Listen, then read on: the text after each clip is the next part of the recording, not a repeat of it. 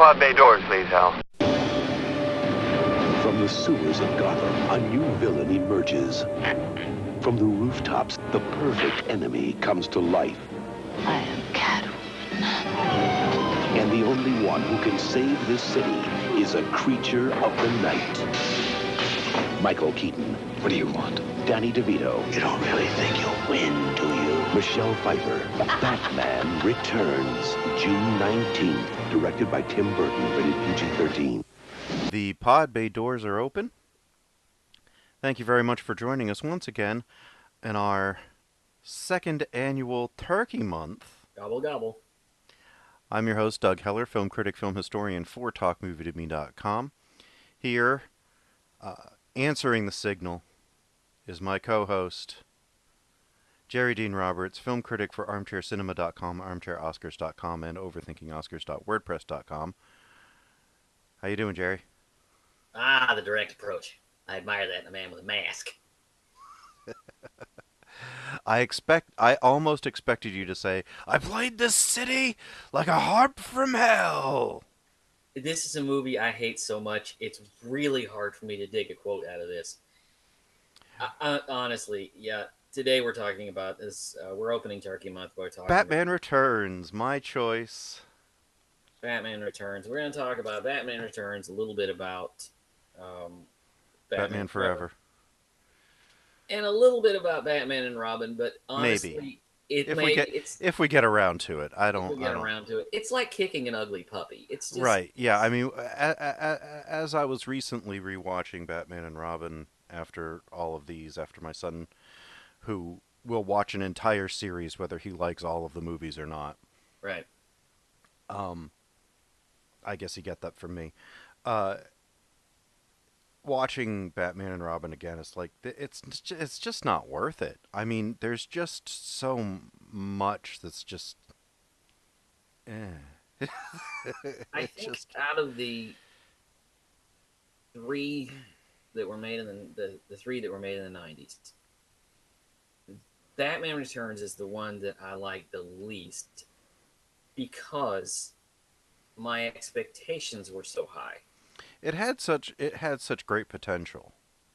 It did, and it was, well, for me personally, Batman came out on June 21st, 1989. Okay, I didn't get to go and see it because I had surgery that day. And so immediately, as soon as I can get on my feet, we went out of town and I stayed with my grandmother for 3 weeks. So when I came back, something, I couldn't get the schedules around. I couldn't get out to see Batman. Everybody in the world had seen Batman. Except yours truly. And my grandmother. And she lived in a part of town, there were like 3 theaters, and the one that was showing Batman was like way out in East Jesus somewhere. And I couldn't get out there. So I didn't see Batman until about the 3rd week in August. Now, this doesn't seem now to be such a problem. But back then, this was before digital. This is when movies were still on film. So if you waited 3 months to see something like this, they didn't get new prints. What you got when you got there was a movie that looked like it had been drug up and down your driveway. Right. Yeah, they did not procure new prints for long runs. No. Nowadays, you go see Deadpool 2 a couple of weeks later, and it still looks like it did on the opening day. Back then, it didn't do that. No. So I secured the opening day of Batman Returns because I was not going to miss this one. And I was there. And now you wish you had. And now I wish I hadn't because that movie sucks. It's bad. Batman Returns is the only Batman movie, live-action Batman movie, that has been made in my lifetime that I did not see in the theaters. Really? To this day. I saw Batman earlier than you did, with everybody else in the world. And then when 92 came around, I was 11. For whatever reason, we just didn't get out to go see it. Yeah. But my parents got the video for me for Christmas that year. Yeah. So I with eager anticipation. Put it in Christmas Day. And at the time, like I said, I was 11. Think I forced myself to at least like it because it was Batman and it was a Christmas present. Yeah, I really like it. Like, and I would go back and I would rewatch it, and over the years, this one, I've had a very tumultuous relationship with this particular Batman movie. When I first saw it, I was like, well, it's okay. And then as I got older, I'm like, well, it's not bad. And then as I grow into now, I'm like, boy, this is terrible. You have basically the same issue that a lot of Star Wars fans had with Phantom Menace. You know in your heart that it's terrible, but through bared teeth, you're going, yeah, it's great. But you'll never watch it again. The thing about Batman Returns, what they did, now the first movie was done with jangled nerves because when they made that movie, nobody knew if anybody was going to go see a superhero movie at all. Right, right, right. And this movie comes out, and it was made with a lot of executive hands still on it, Mm-hmm. but still a little bit of trust in the director. This movie Batman Returns was made with Tim Burton having a free hand. That's a mistake. That's a huge mistake. That's a huge because mistake. this is not a Batman movie. This is a Tim Burton movie. Right, and this is. The movie's a mess. It is. It is. It's a mess. It goes for. The tone. The tones are just like all over the place. It's trying to be funny. It's trying to be sexy. It's trying to be a serious crime fighting movie. It's trying to be so many different things, and it's failing on every level. And it's weighed down by Tim Burton's typical nightmare aesthetic. Right. That's the problem. This movie it forgets Batman, Mm-hmm. and it tries to be more like Nightmare Before Christmas or Beetlejuice or something like that. Right. That's not Batman. It focuses harder on the villains and specifically the really, really gross Danny DeVito penguin. I love Danny DeVito. Me too. Nobody's funnier on a given day than Danny DeVito, in my opinion. But this was it was gross. This is not. Again, the worst part. The worst part is that I can't think of somebody better to play the penguin. Right. He's ideal for the role. He is still ideal for the role. Mm-hmm. But the way that Burton made it just doesn't. It's appalling. Well, with all of these films, one of the problems that I have is I was persistently comparing it to another Warner Brothers product that was in production at the time, and that was Batman the Animated Series. You see, that was another huge mistake for this. In which you had Paul Williams playing the voice of Oswald Cobblepot.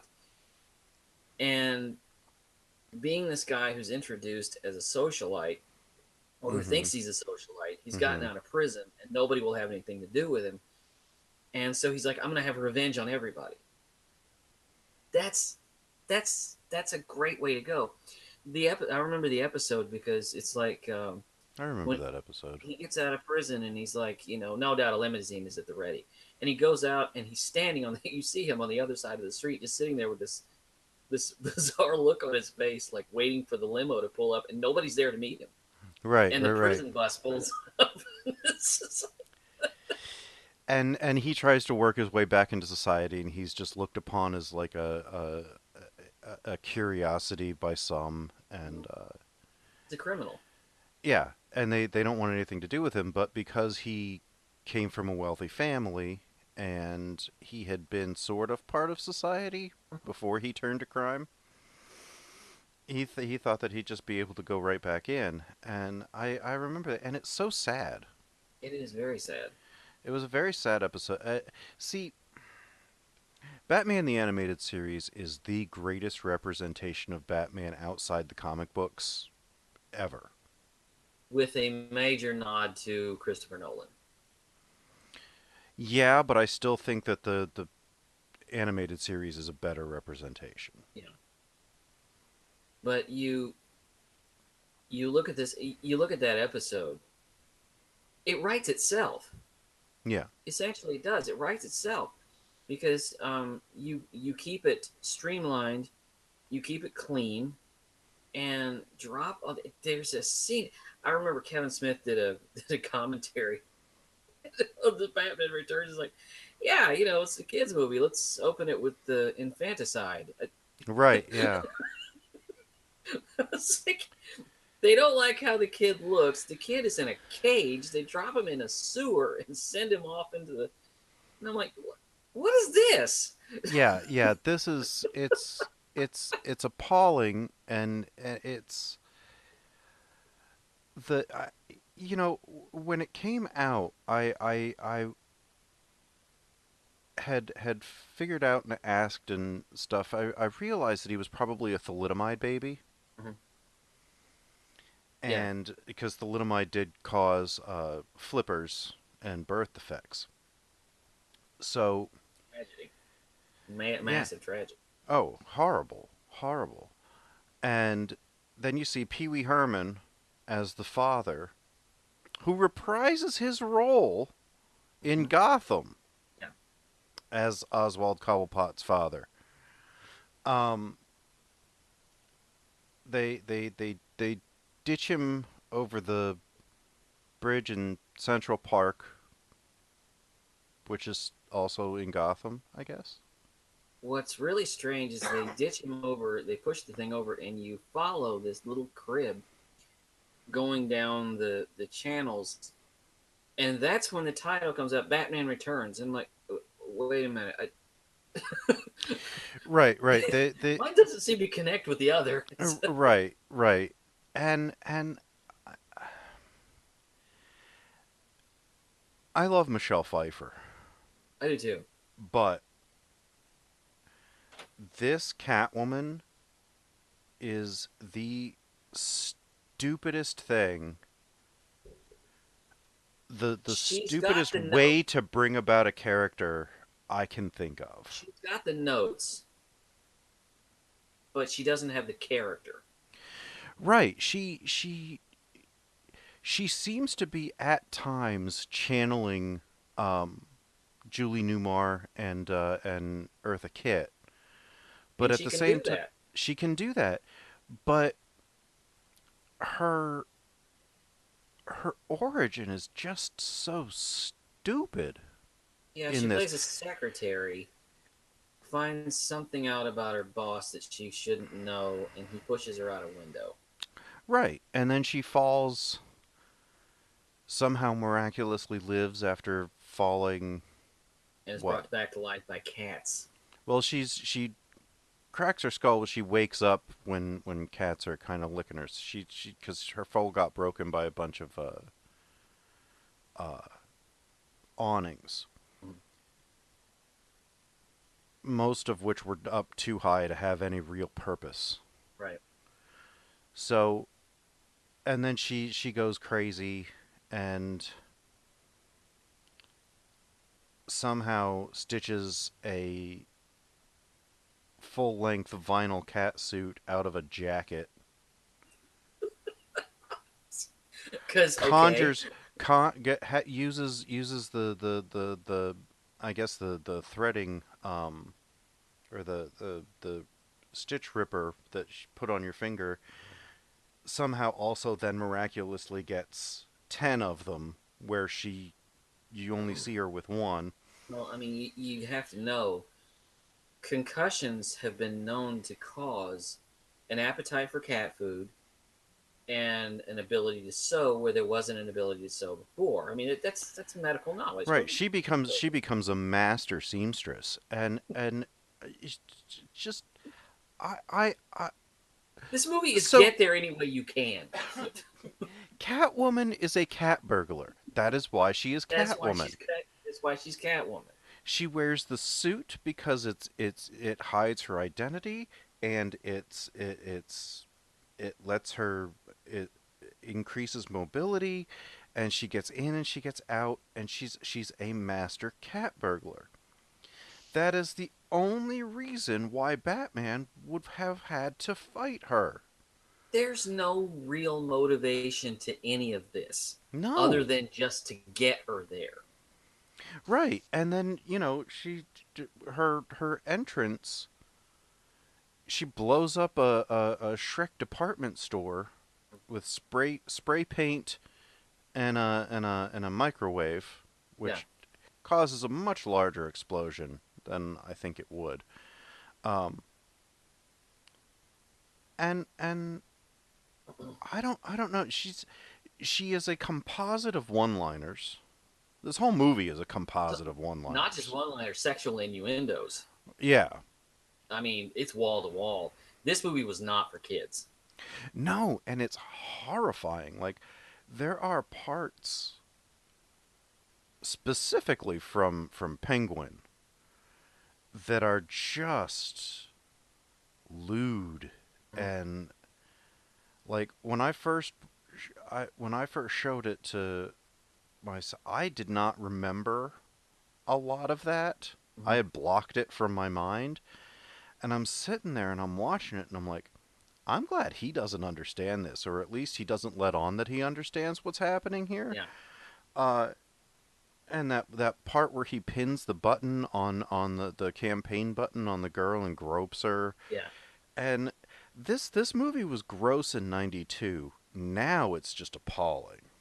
The death of the Ice Princess was interesting. I will say that. Yeah, well, She falls off the thing and falls to her death and lights the Christmas tree. That that was interesting. she I fulfilled her contractual duty. right, and died for it. Yeah. There's a weird performance in this movie. Um, More than one, but okay. there's a really well. I should never say the words. There's a weird performance in this movie by Christopher Walken because every performance by Christopher Mm. Walken is a weird performance. Yeah, yeah. He plays the most obligatory and unnecessary character. Oh, it's Plays just he plays a guy named Max Schreck, which, if you don't know, Max Schreck was the actor who played Nosferatu in the silent film. I don't know yeah. what that has to do with He anything. he is not, as far as I know, and I've read a lot of Batman comics, based on anybody in any of the comics. Okay, He so was this in. was an original I think creation. he was invented for the movie. Okay, because I don't I don't know why he's called Max Schreck. I don't know. I have no idea. Um, the texture of this movie, I can't even figure it out. You watch that first movie. The motivation is that Jack Nicholson's character falls into this vat of acid and he goes insane and creates a lot of chaos. That Batman then has to come in and use his detective knowledge and his has to come in and solve. Mm-hmm. I don't know what the motivation is here. The movie is like Danny DeVito comes in. He's this grotty little man. He's trying to get into society, and he does. And it's so weird because he works his way into society, and his idea is he's going to destroy Gotham City. Okay. Well, Was it what his parents did? so sorta. So okay. There is motivation in at least Penguin's character. So he reveals himself. He saves the mayor's baby from one of his own gang members in a Right. in a obvious stunt that was put together.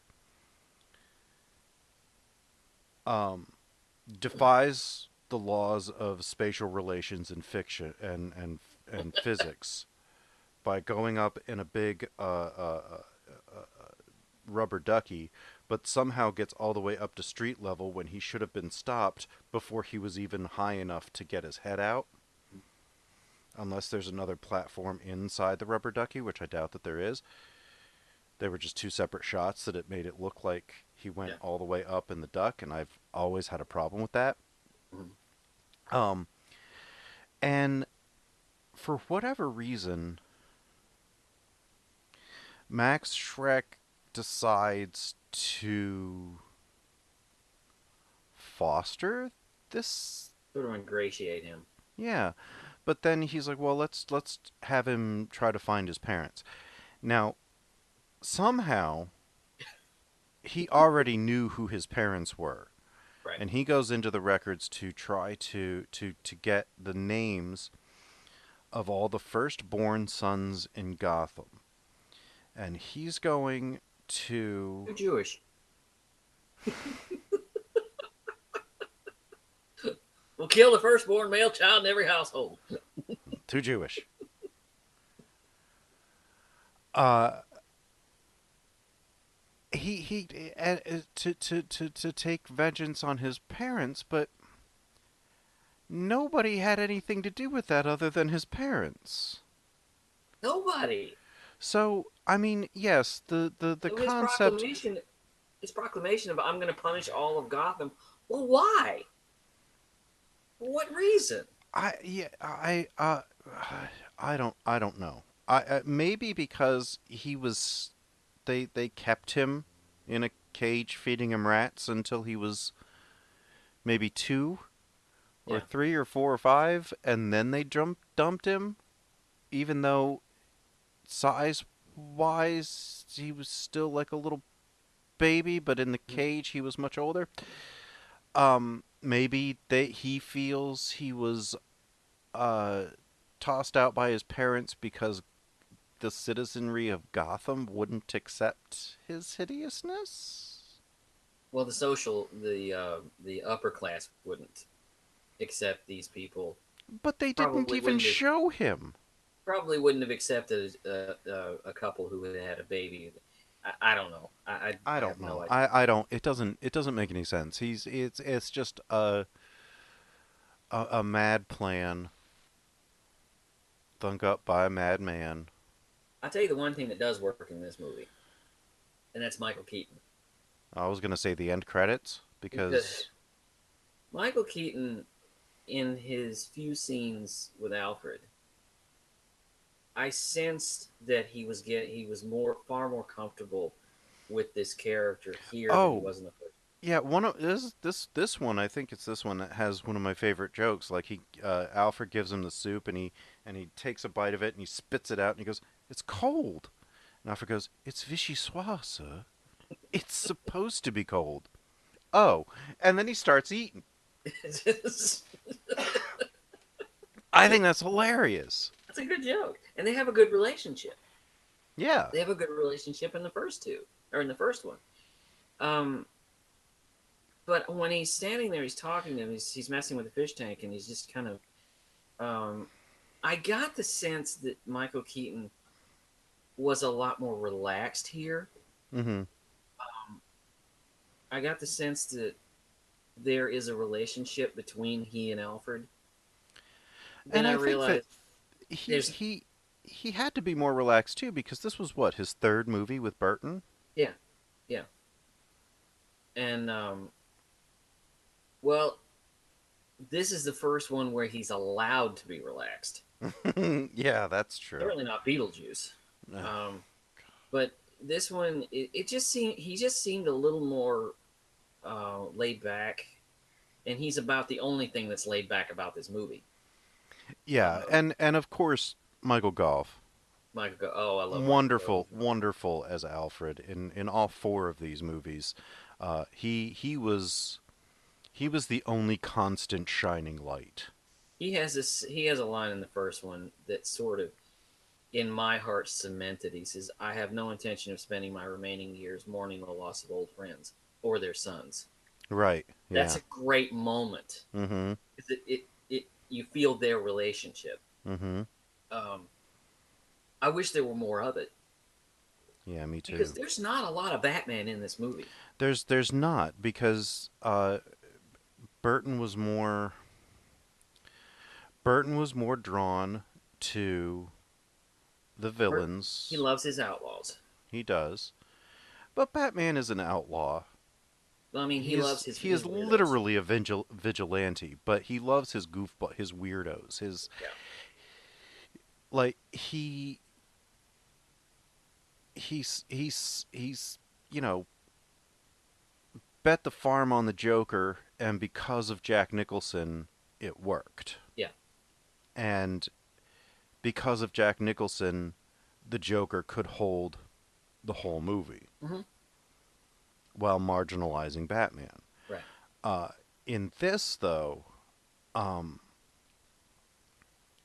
he didn't have, I think, the benefit of a good script, and he definitely didn't have the benefit of good characterizations of the villains.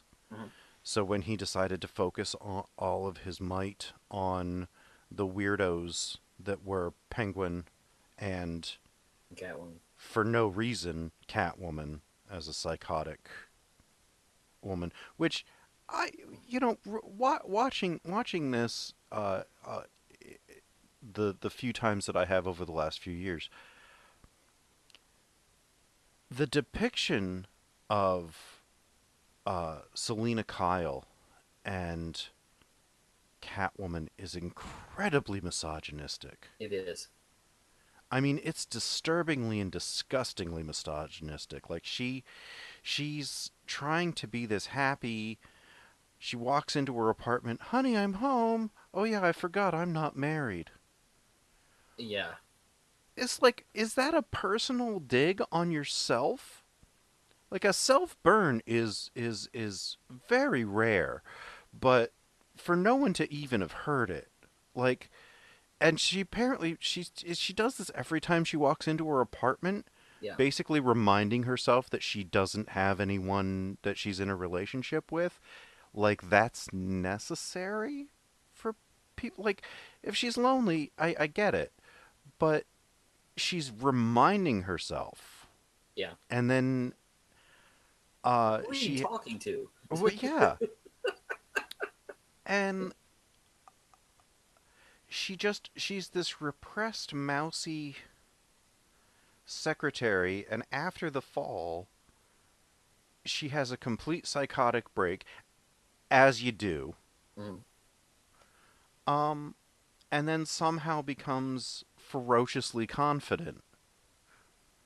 Well, And I don't really, I mean, it's a psychotic break, but not a lot of it makes sense with her, other than to depict two very, again, misogynistic views of women. They're either the good girl or the bad girl. I'm going to say this without sounding misogynistic because I think it says something about the character. It says something about Michelle Pfeiffer. A woman this gorgeous would attract a lot of attention. Mm-hmm. Um, and very little of it would be derisive. A very little of it would be acting on her as Max Shrek does. Right. She. And I think she would be extreme. I think she would be far more confident. Yeah, Michelle Pfeiffer does not play a victim well. No, she doesn't. And I just it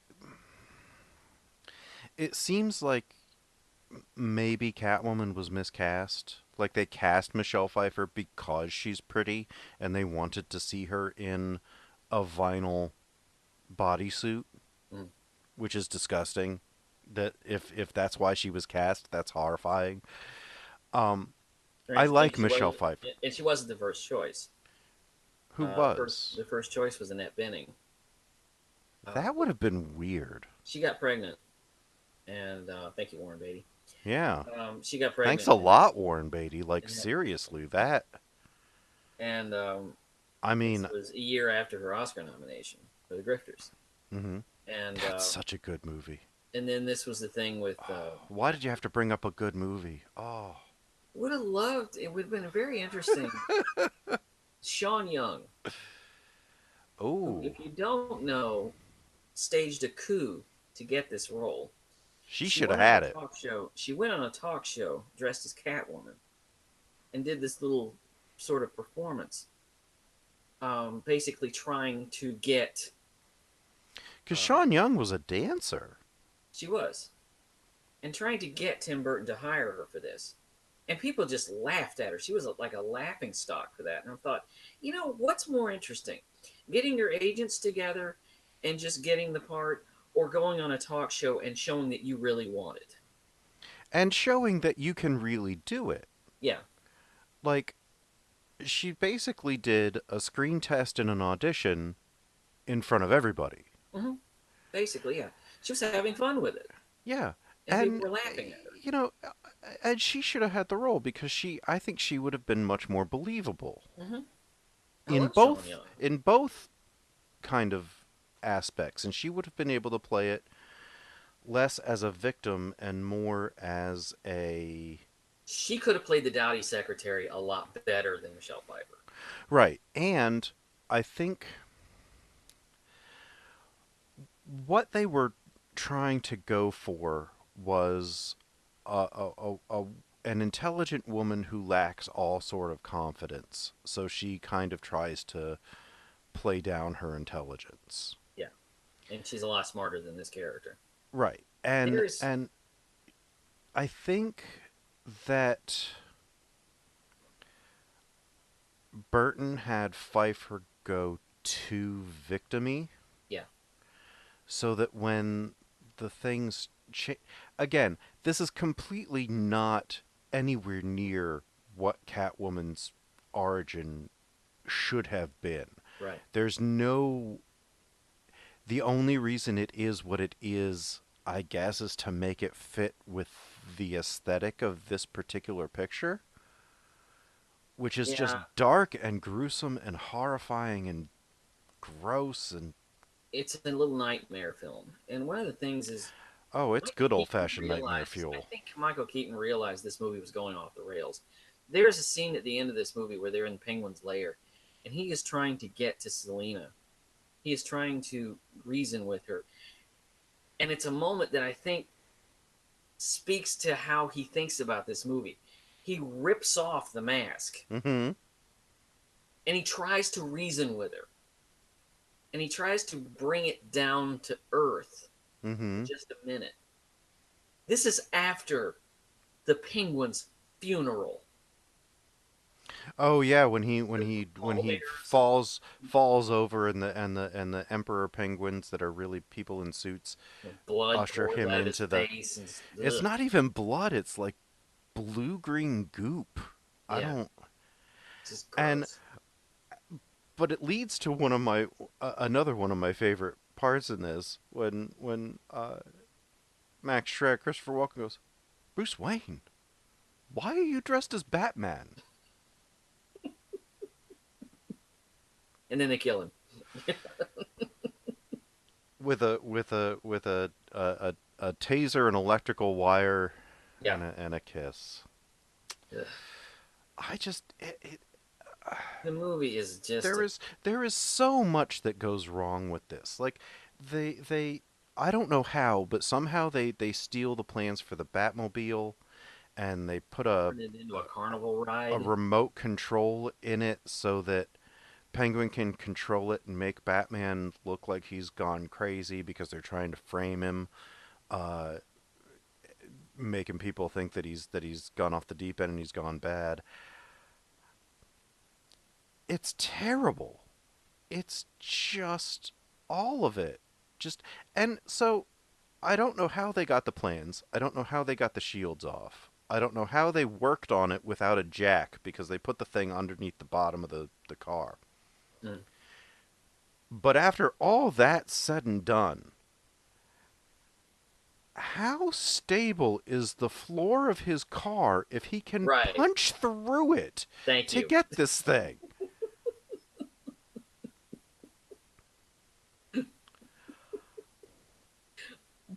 What is the deal with that?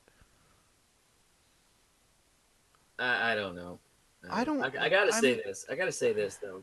Of the Batman universe, I got a lot of problems with the Batman universe, but one of them is you suggest to the people who are running Gotham City, whenever circus people come out of nowhere, call the SWAT team. it's not good.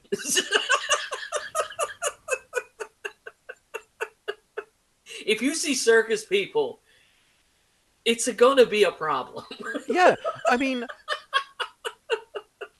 I admit to having a horrifying, terrible fear of clowns, which is, I think, why I realized at some point why one of the big reasons why I gravitated to Batman so young, because he is a man who beats up a Beats clown. up a clown. That's just a little quest down Doug's psyche, but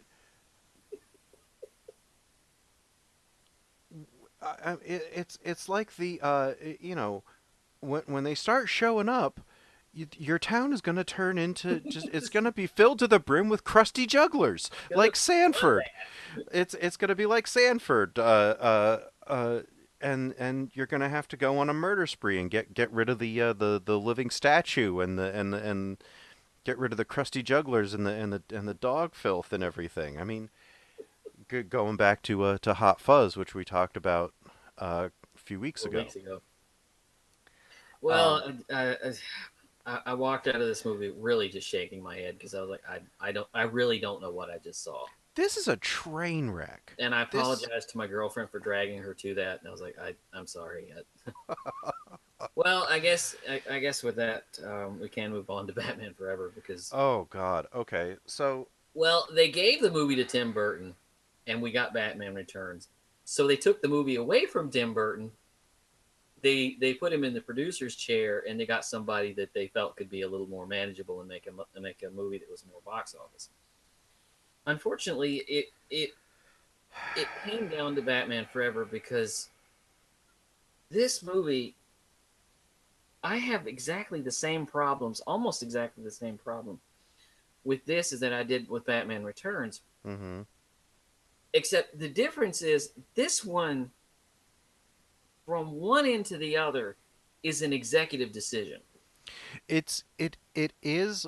Well, I'll disagree with that to the point of it feels executive mandated, but the day-to-day stuff that led us to the casting of Jim Carrey, the recasting of Harvey Dent.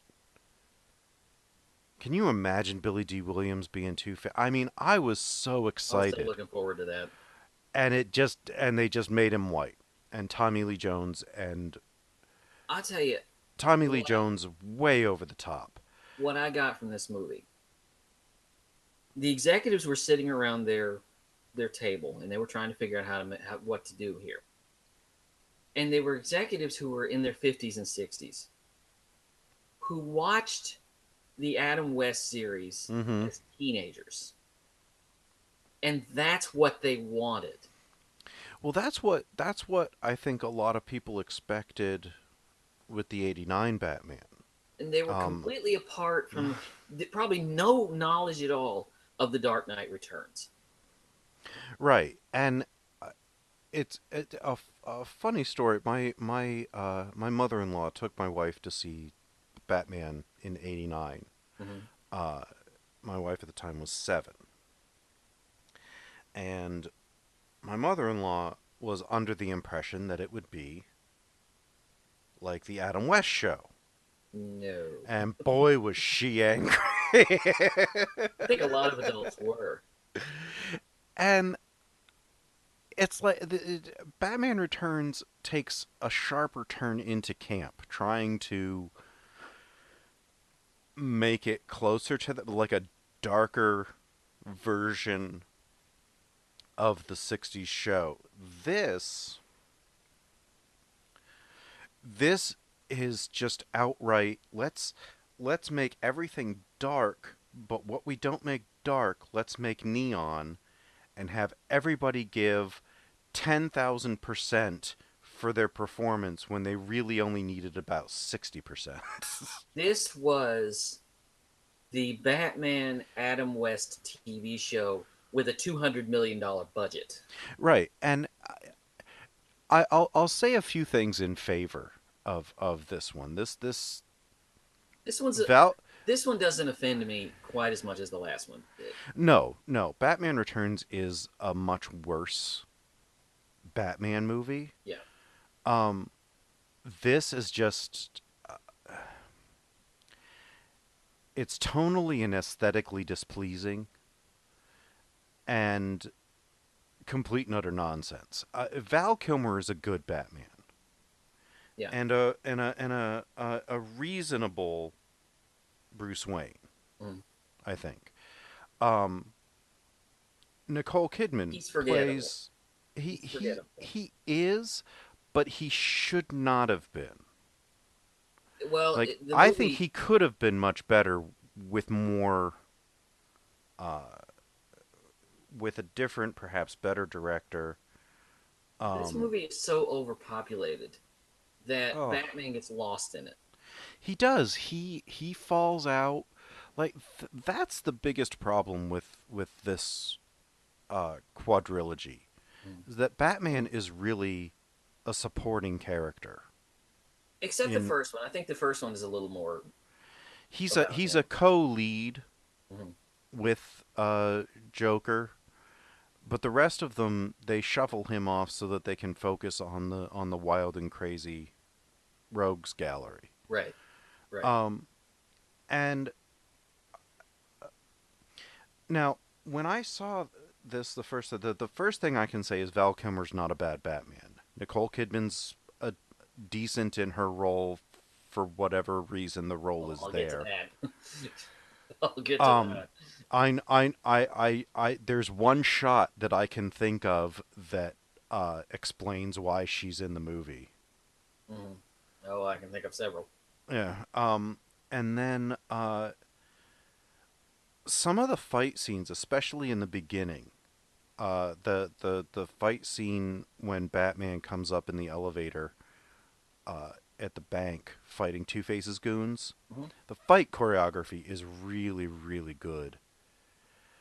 It's undermined, however, by cartoon uh, uh, sound effects. Right. Like when he trips somebody, you hear a Yeah. and it's completely undermined. Any of the work that stunt coordinator and the stunt man in the costume and the stunt people do in the fight scenes put into it, and you can tell that they worked very hard on it because that is a very well choreographed fight, is completely undermined by Joel Schumacher. Um, the problem here for me, this movie is built around Jim Carrey. Yeah, Jim and Carrey in 1995 was the biggest star in the world. right, and in 1995 I was 14 years old. I loved Ace Ventura: Pet Detective. I didn't. I was okay with Dumb and Dumber. I mean, I was a dumb kid, uh, and I loved Jim Carrey, and I really liked this movie because of how Jim Carrey was in the role of the Riddler. I thought nobody's going to be better than Jim Carrey as the Riddler except Frank Gorshin, and can't have him because he's at that point old and might have already been dead. Except Um, for one thing.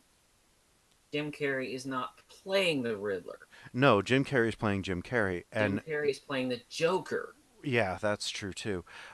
He so when as I got older, like I had a better relationship with this movie when I was younger. Um, Most people did. and then watching it again, I'm just like, this is just again, the screenplay is built on one-liners. Not as much so as Batman and Robin eventually was, which is literally just one-liners. Oh God, but now this one, the homoeroticism is all over Batman and Robin. It's not Mm-hmm. quite as much here, but it's there. One of my problems is Chris O'Donnell. Chris Chris O'Donnell. O'Donnell is about 10 years too old to be Robin. And could beat the crap out of Val Kilmer. Yeah. He is bigger and stronger and bulkier than, than And Val Kilmer. so explain this to me. So he's a circus kid and his parents and his brother die by Two-Face, which is how the Dick Grayson character comes into Bruce Wayne's care Yeah. in the comics. The difference is in the comics, Dick Grayson is 9, Right. And not 19. he's talking here about social services and talking about that kind of thing. I'm like, you're like He's 25. You can go where you want. I know. He's way too old. And then there's a part where he's like, I want to be, your partner. And go, why don't you be Dick Grayson college student? It's like, why have you taken him in if he can go to college? If he's over 18, you cannot adopt him. Because well, I'll say this. I was trying to imagine this. A grown man in his late 30s adopting a little boy about the age of 9, and he lives alone, would have looked probably not as odd then, but probably would have been looked at with a sideways glance now. It would have been a little bit odd unless you establish how that unless you it would have seemed a little bit weird, Well, knowing see, what we know now. but in the context of the characters, obviously, Bruce Wayne was about 9 to 11 years old when his parents were killed, Right. and this kid's parents were killed by uh, uh, a homicidal maniac, one of Batman's enemies. So the parallels are very similar. So you could say Bruce Wayne understood what this kid was going through, so he wanted to help him. If they'd have focused on that, if they'd have really gotten into that and dealt with that as I understand, or done some kind of pre-credits or flashbacks or something, so that I understand what you're going through. And the kid was a child, and you could say, I know the pain that is in you right now. Right. I would even say, they don't have to make him 9 or 11. 14. Yeah, something like that. 15. Make him like Jason Todd's age, like, 12, 13, 14. We know how that turned out. Make him old. Well, Beaten at least he got brought back to life in a Lazarus pit and became a homicidal maniac that helps Batman. Anyway, Well, yeah, because that makes it better. yeah, right. That are living through homicide. Anyway, oh, the Red Hood. Uh, so I, if they'd have made him like at least a high school student, 14, 15, even 16, not probably 18, 19, played by 25, 26. It just doesn't work at all. At all. And I still understand Chris O'Donnell was very, very popular at the time. he was at the time, yes. At the time. He didn't even have to make him Robin. Fleetingly.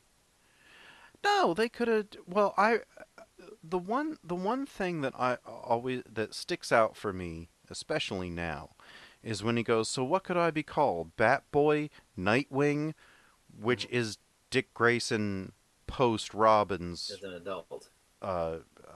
Secret identity superhero is Nightwing, and he works out of Bloodhaven, which is just across the bay. It's actually across the bay from Gotham City, not Metropolis. Right. Metropolis, like right across the pond. because somehow Maryland and an island in New Jersey are right across the bay from each other. Yeah, yeah. I still have major problems with You that, know, but the whole thing about, that's a different terrible movie. but the whole thing, I'm gonna say this: The Incredibles did this a lot better. The Incredibles did a lot better. Did the idea that the kid wants to the kid is looking for something Hmm. and doesn't find it. You could have done something kind of like that, not necessarily turn him into a villain, but have him make some mistakes Yeah, and have this be about the relationship between those two. The problem with this movie is it's trying to do so much and be a Jim Carrey movie. with so little because Yeah.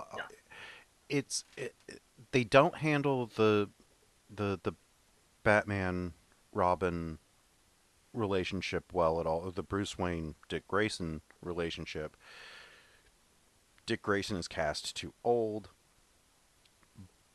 but they're trying to shoehorn all of this into a Jim Carrey movie where Jim Carrey is dialed up to 11, Mm-hmm. plus Tommy Lee Jones, who is dialed up to about 40. Who I don't understand why Tommy Lee Jones is even in this movie because I don't even understand the character. Well, they never established the character he's playing. He doesn't need to be in this movie. They briefly go over how he was created. Emphasis on the word briefly because I mean It's very brief. There is like a slight flashback where you see uh, the acid get thrown in his face. which he gets, and I've always had this problem with Two Face. The acid is like right down the middle. It's perfectly split. They do that on the animated series too. It's like Yeah, they splash it, but it doesn't splash. It goes right down the middle, right down the middle, and it's like it perfectly has a split symmetrical. cover. And I want to know where in the hell he gets his suits. Who tailors these things? Who tailors the Riddler suits? Well, the Riddler put his together. Remember, he's also a master seamster. His plan seems like now his motivation is it what he wants to do is like it's like Steve Jobs times 100 million. So Okay, you know what, Riddler's Riddler's plan using this technology that he developed to project television waves into the brain and this make looks it like a like super Nickelodeon 3D. device. It does, and it looks like a blender with popcorn on top. But Yeah, the point is, and also, I mean, if you're looking at it, the resolution is terrible. yeah. Anyway, he finds out that he can draw brainwaves off of that and make himself smarter. Mhm. This is not outside the realm of a comic book plot. Yeah, A goofy comic book plot, to be sure.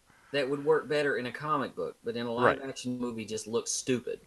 Looks ridiculous. And who signed off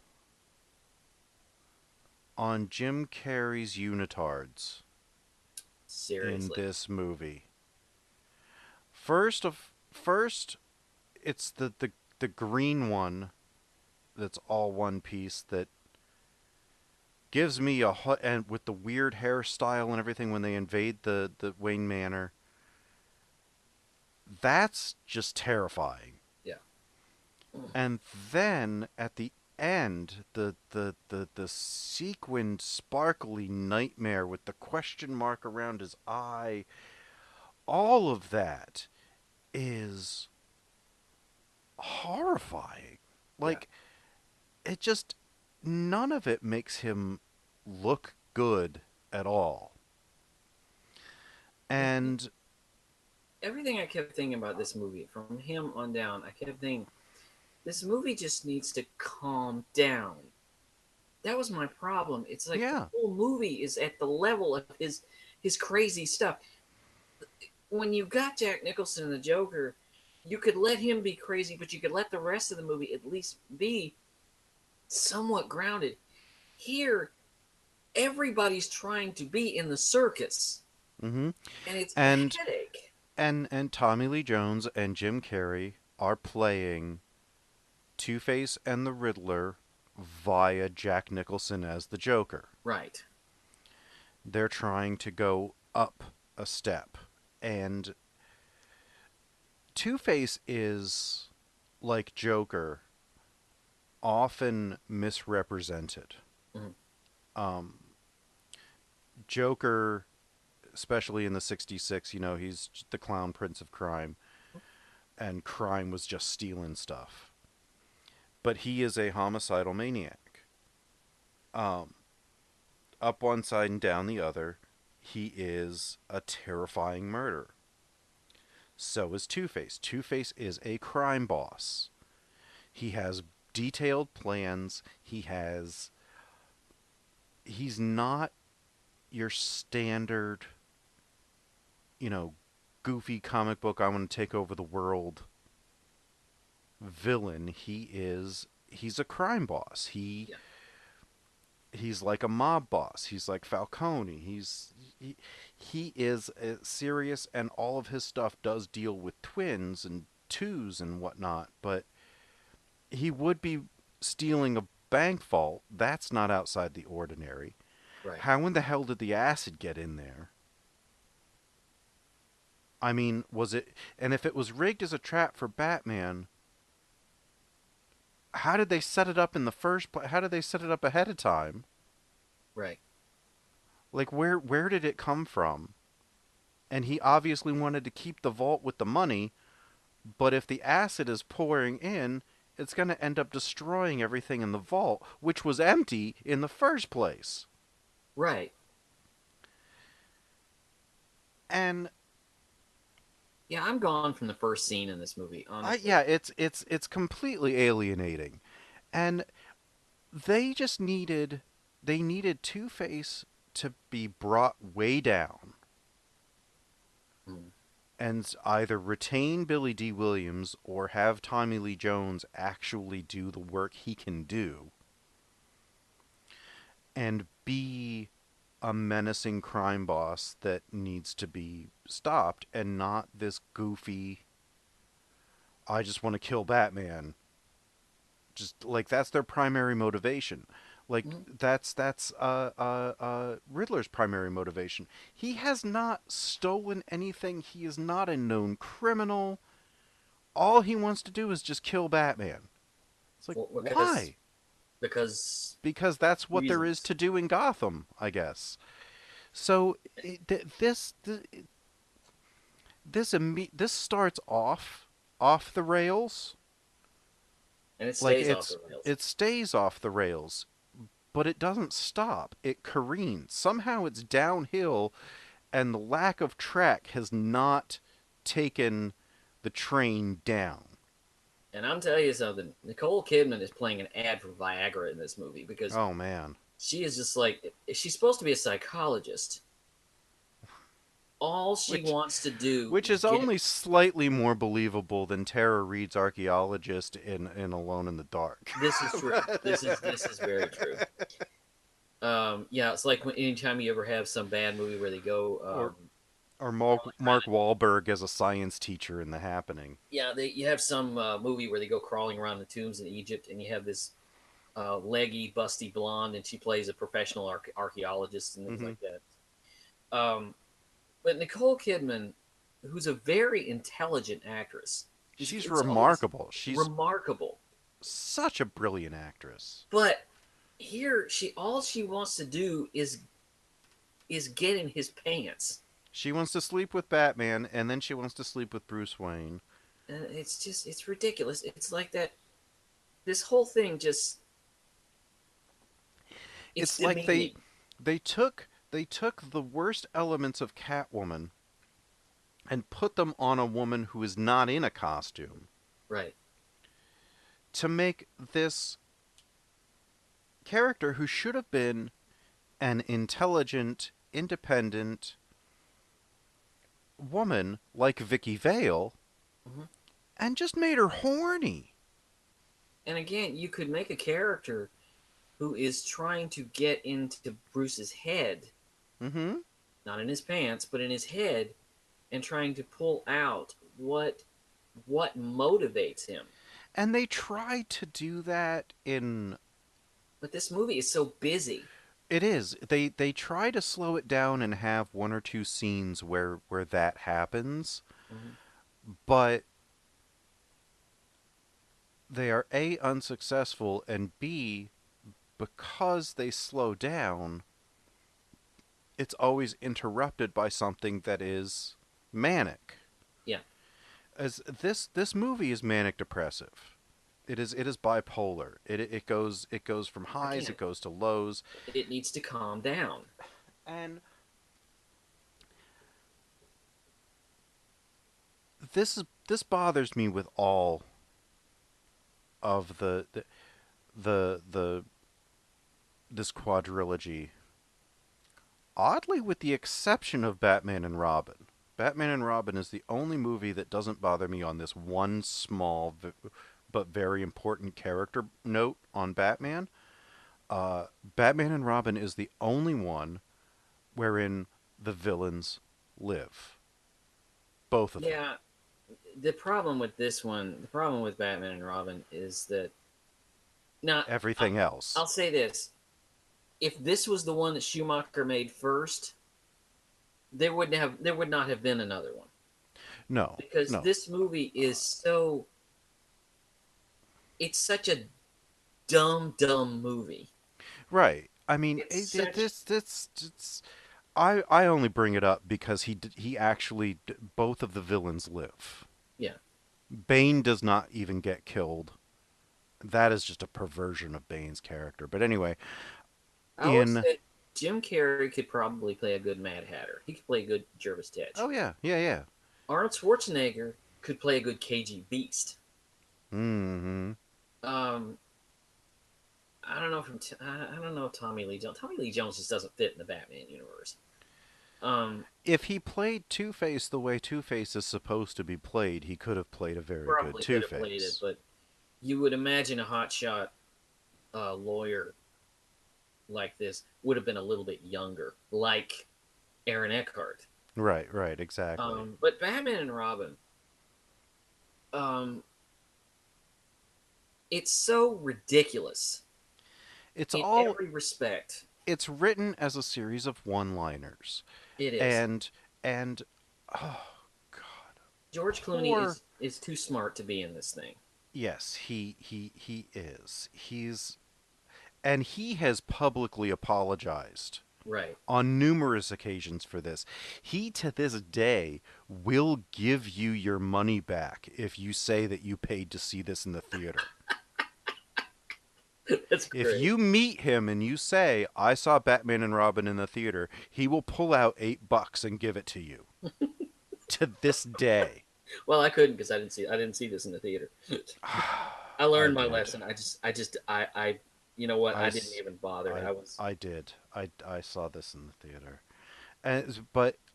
So then there's this layer with that's almost completely ignored until it becomes the only thing in the plot that Alfred is dying and and that's the only thing you care about.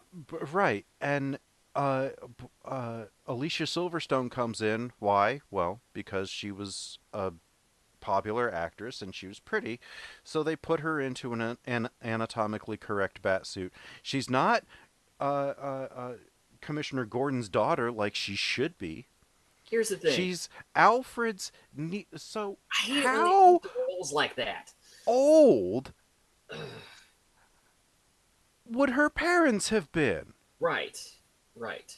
First of all, the picture that is on Alfred's desk is a picture of Gloria Stewart, Yeah. Yeah. whom we all know. We talked about her Invisible recently Man. in The Invisible Man. She was later, the old Rose in Titanic. Hmm. But she was a very big star in the 30s. Why is her picture there in black and white? If that's her mother, this young woman is in her maybe 20s and Alfred is in his late 70s and he's her uncle? Yeah. How big is the gap of ages in this family? Okay. Let me go here. Okay. Batgirl is my favorite superhero of all time. And that has to Ever. make this movie way harder for you. This movie, Batgirl is just, some people love Batman, some people love Superman, some people love Iron Man. I love Batgirl. I had hoped a couple of years ago they were going to make that Batgirl movie. It has not come to fruition yet. It I is don't know. going to, though.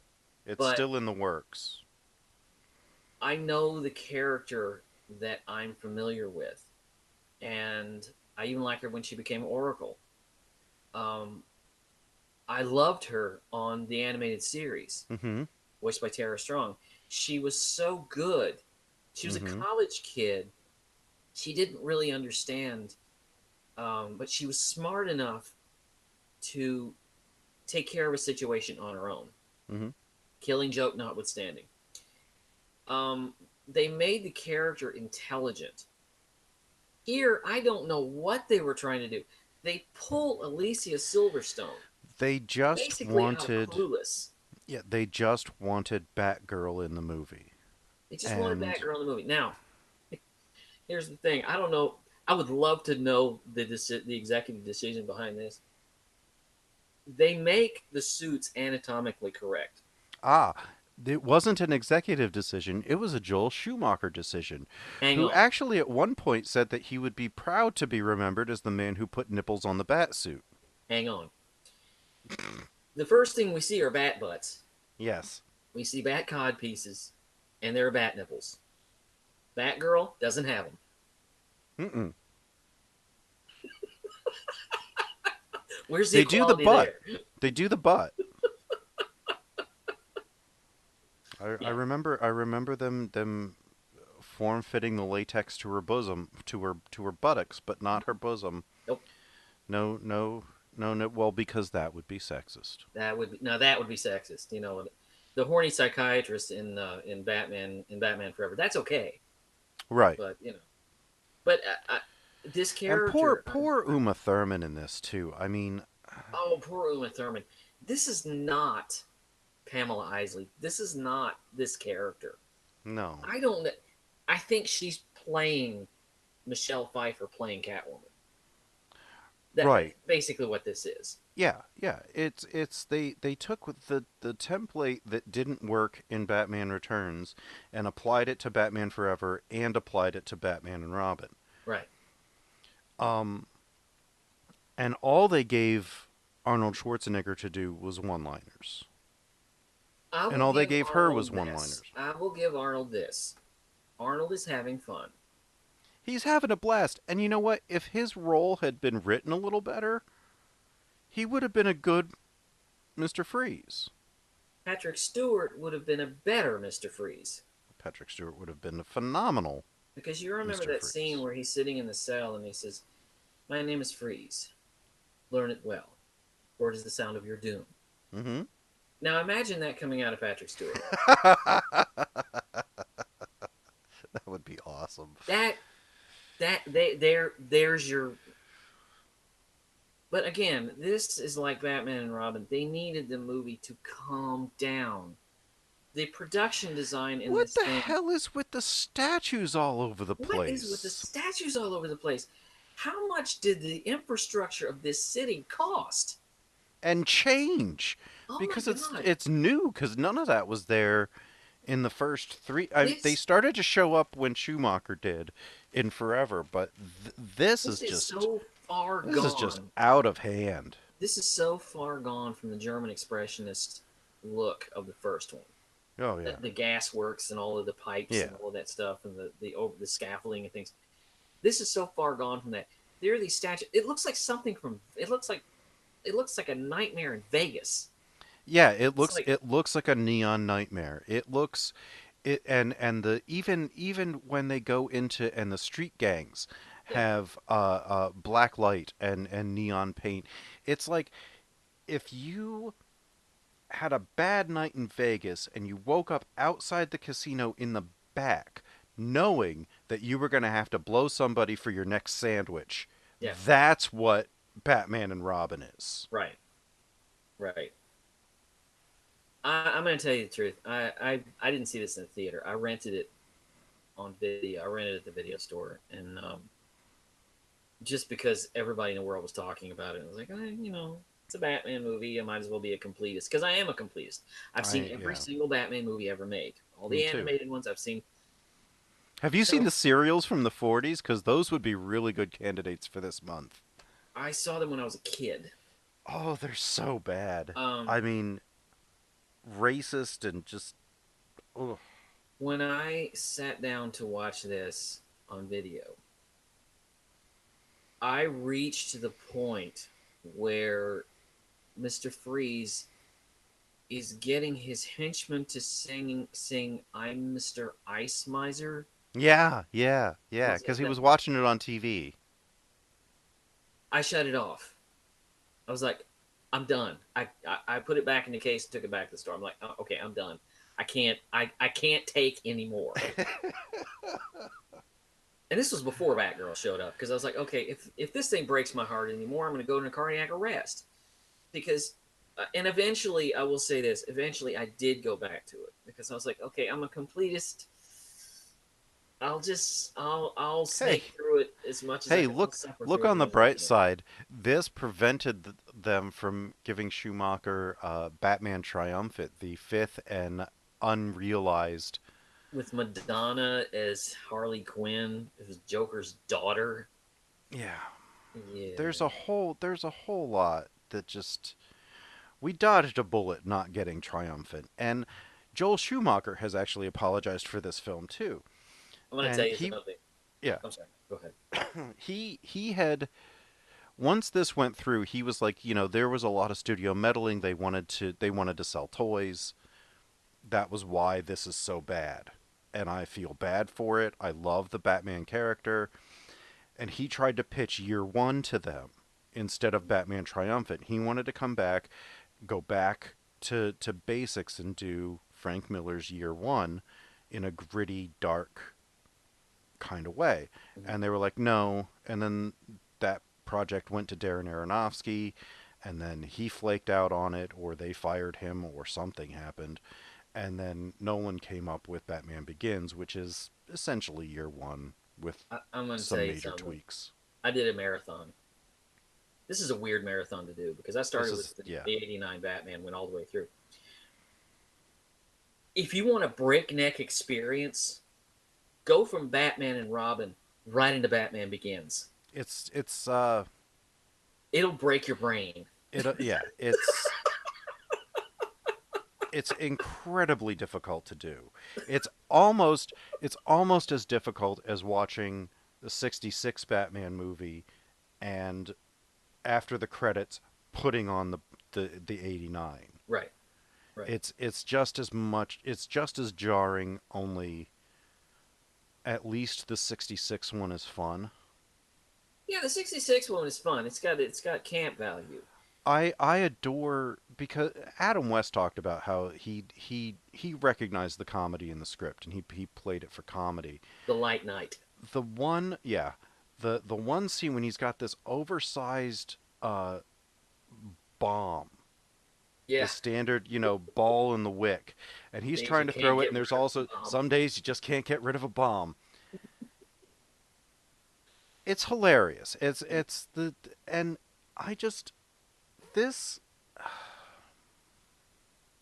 That's what they were trying to. these That's what Schumacher was trying to do, and yeah, and it just doesn't work it because doesn't he's work. trying to make it dark as well as campy, and all you get is good old fashioned nightmare fuel. Yeah, pretty much. And so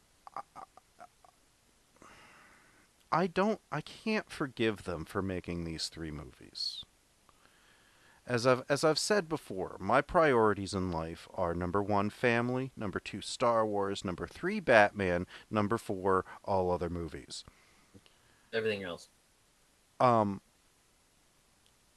and nothing pleased me more than when I saw a fan film of Batman rescuing Superman from Darth Vader and the Empire. Nice. Nice.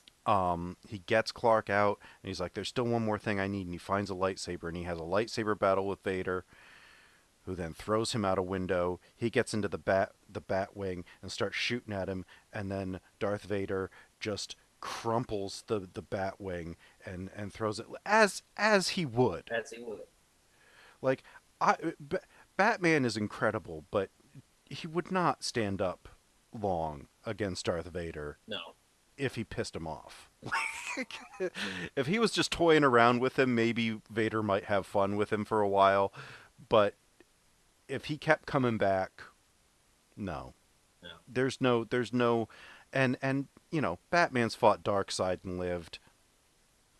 Darth Vader isn't Darkseid, but that was a great fan film, and it was a joy for me because I got to see Batman with a lightsaber fighting Darth Vader.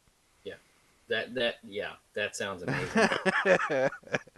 Well, I tell you, we're not done with Batman yet because eventually, now, if you've been listening to this show at all, you'll note that our second episode of this show was about the '89 Batman. So this is kind of a sequel to that. We talked about all 4 of them, but this was much more. Technically, and there will eventually be a part 3 of this because we do have to at some point. We can't avoid. We'll get to the Dark Knight trilogy. We got to get to the Dark Knight trilogy sooner or later. But I will say I'm only going to say this about it. Anybody who complained about the portrayal of Bane in Dark Knight Rises, watch Batman and Robin. Watch Batman and Robin. So. Let's talk about this for a minute. As he pinches the bridge of his nose. It's like, oh, mother of God.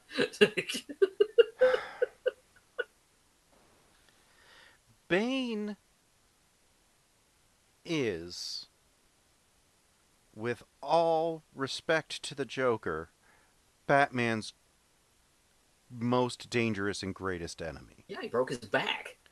He would, well, the way that it went into it, though, he set up this mass breakout from Arkham Asylum so that Batman would have to run himself ragged, getting everybody back in, wore him down to the point where he could barely stand.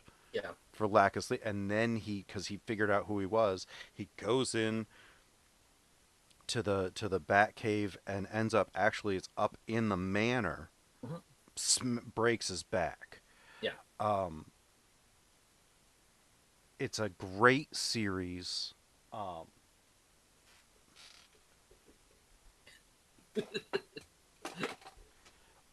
That was written by. I just pulled it off of my shelf. Got up, went across the room, and Chuck Dixon Nightfall. wrote it.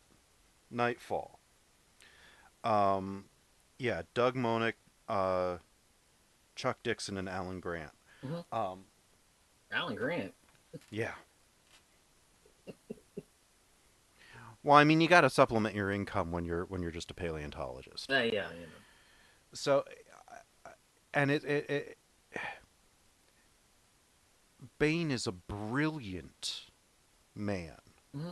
First of all, not here.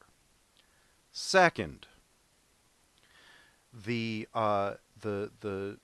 venom and everything, the experiments were done on him in a prison in Latin America,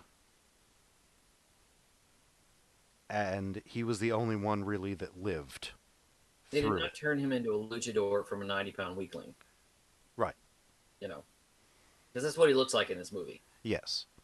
So, 2, he's Latin American. He ain't some white guy that just Frankenstein groans. he's Latin American, Yeah. which is the problem that I had with Bane in The Dark Knight Rises, which is a completely he's Bane in name only and in look only, Yeah. uh, because he really shares no other characteristics with the comic Right. Bane. This is just offensive. Yeah. And making him Poison Ivy's lackey. Everything is wrong with this movie. Everything. Every single thing from the opening shot of Batman Forever to the closing shot of Batman and Robin is wrong with this movie. Batman and Robin to me is, and I'm just gonna leave this right here. It's a very much a, like I say, it's so wrong-headed that it's like I said at the beginning, it's like kicking an ugly puppy. It's just there's no, when you criticize it, there's no more damage you can do to it than it didn't do to itself, or that Jules. Right. This is just this is it shoots itself in the foot and then works its way up its leg, Right. up all the way up into its head. Mhm. Like it does what it does to itself. Yeah. Um so I think we could, I think we pretty do you much have run the gamut. do you have any recommendations for things to do instead of watch these? Batman Mask of the Phantasm? Yes. Have a Love marathon that of one. the animated series. Mm.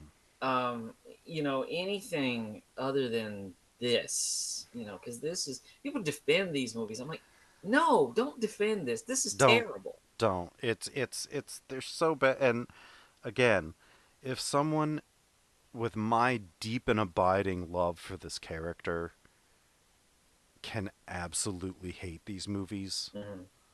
so can you. There's just nothing forgivable about it. It's terrible. All three of them just are exercises in patience. And you get the feeling also made by people who really did not understand what they had in their I hands. didn't understand at all. Um, I have a couple recommendations that are off the Batman path. Obviously, the Dark Knight trilogy. Oh, Um, Birdman. Birdman is interesting. I need to rewatch that because you like it a lot more than I did. Um, I'm gonna suggest a Joel Schumacher film that's actually good. Mm-hmm. I bet you think you know what I'm gonna He say, has and made good movies before. it's not A Time to Kill. It's Which a I didn't like. little movie called Tigerland with Colin Farrell. I didn't see that one. Set during Vietnam. Remarkable picture. It's the only reason I can say that Joel Schumacher has been dealt a bum hand with picture deals, Mhm. because that was a little independent movie that he wrote and directed or co-wrote and directed, and it's remarkable. It's a spectacular picture, and it proves that he has the talent that no studio will let him explore further. The Batman movies kind of showed him as, in what people know him as, is a director for hire. Right. Give A the studio what they commercial. want. Yeah. I'll tell you, I kind of liked. He made a movie called 8 mm, I hated that movie. which I liked, which I I liked a lot. hated that movie. I loved. I respectfully disagree. I like that movie a lot. um, He made a movie. Let's see. He also made Phone Booth, I which a hated lot of that people movie liked too. more than I did. I hated that movie too. What else did he direct? Let me see. Let me pull up his filmography. Let's see. He also, what else did he direct? The Number 23 with Jim Carrey. Yeah, I never bothered with that one. He also didn't he do the Phantom of the Opera, Yeah, the which musical I hated. version? Yeah, well, it's because it's terrible. I mean, first of all, it's Andrew Lloyd Webber. I hated that movie. I don't like Um, Andrew Lloyd Webber. he did two. two Grisham adaptations, neither which I liked. It was Time to Kill and The Client. Yeah, neither one are particularly. He made Falling Down, which a lot I of people hate that like. movie I so do too. much. And you I know hate what? that movie so much. I never meet anybody who is divided on that movie. Either they love it or they hate it. Oh, I I hate hate that that movie movie. so much. Oh, Oh. Joel Schumacher just gets under my skin. Yeah, and like I said, Tigerland is really the only one that I've seen that I really thought. And I liked 8 millimeters. Wow. His first movie, one of his first movies. If you want a ridiculous bad movie, one of his first movies was called The Incredible Shrinking Woman with Mm-hmm. Lily Tomlin. I kind of love that movie. I kind of love it. Because it's campy and it doesn't take itself seriously. No, but it has a lot to say about the role that women are in. Oh yeah. It has a lot to say, Mm-hmm. and when I saw that movie when I was a kid, and I absolutely loved it because it was just so bad. Oh yeah. It's horrible, but And it takes so place in the kind of cartoony world that Batman does. right, exactly. It's this The is six the color, you know. that movie could be happening in the city over. Yeah, yeah, pretty much in a suburb. Um, and you could go on about Tim Burton movies. Love him or hate him, he's made some really good ones. Ed Um, Wood. Oh my Ed Wood God. is the best. I think that was the next film he made Yeah. after Batman Returns. But that movie, that's his masterpiece. Yes. Yes, it That is is. a wonderful movie. Um, but I just these, I just watch them. If you're gonna watch them as they should be, and just understand that they're just all wrong. Yeah. Not just in terms of Batman lore, Mhm. but in terms of basic filmmaking stylistics and fundamentals. They're just Bad. wrong.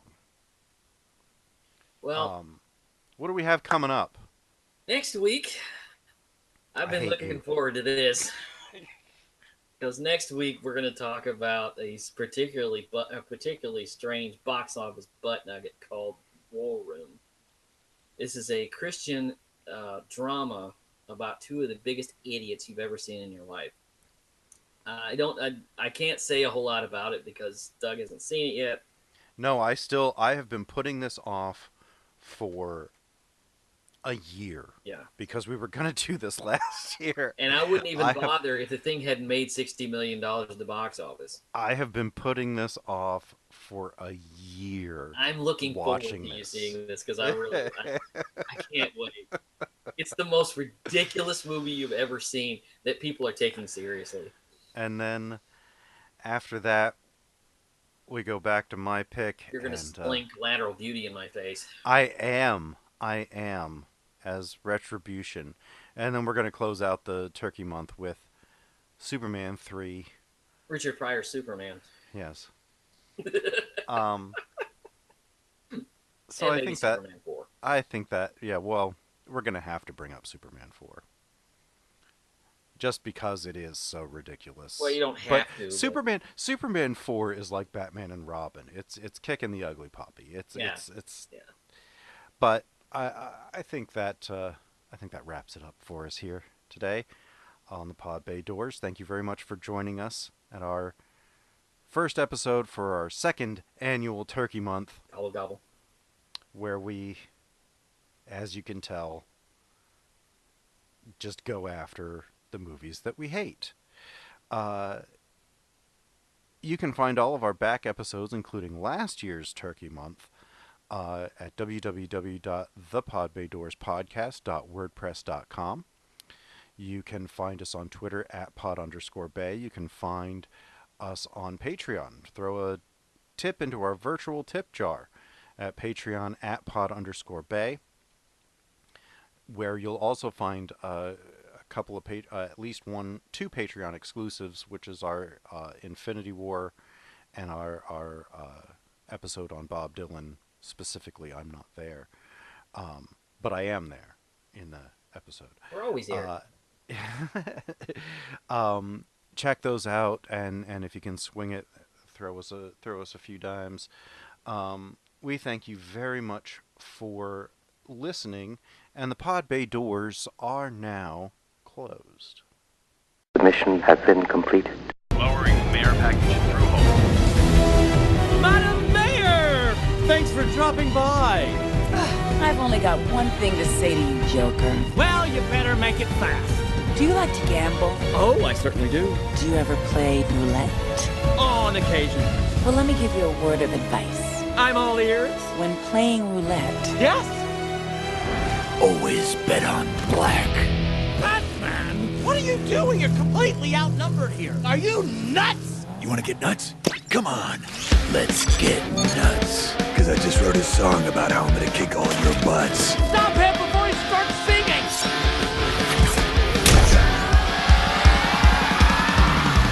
In the darkest night, I make the bad guys fall. There's a million heroes. Computer, overcompensate. But I'm the best of them all. I'm on my way, sir. Who has the coolest gadgets? Who has the tricked out ride? Who does the sickest backflips?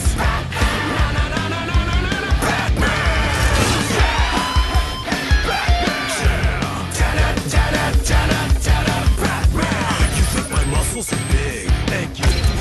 You haven't seen my brain. Ladies, it's okay if you stare. Why? 'Cause I'm a billionaire! Get it together, guys. You're making me look bad in front of Batman. Computer, where's the bomb? The bomb is located at the base of the energy core. What the? I get the last laugh. I get the final grin.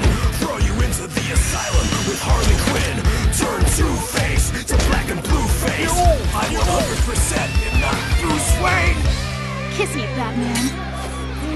Who's the manliest man? With the buzz of steel. Peter. Who can chokehold a bear? Who never skips leg day? Who always pays their taxes? Not Batman. How is he beating all of you again? Because I'm Batman.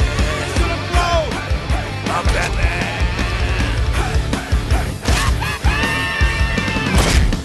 Hi, Batman. So weird to keep running into you.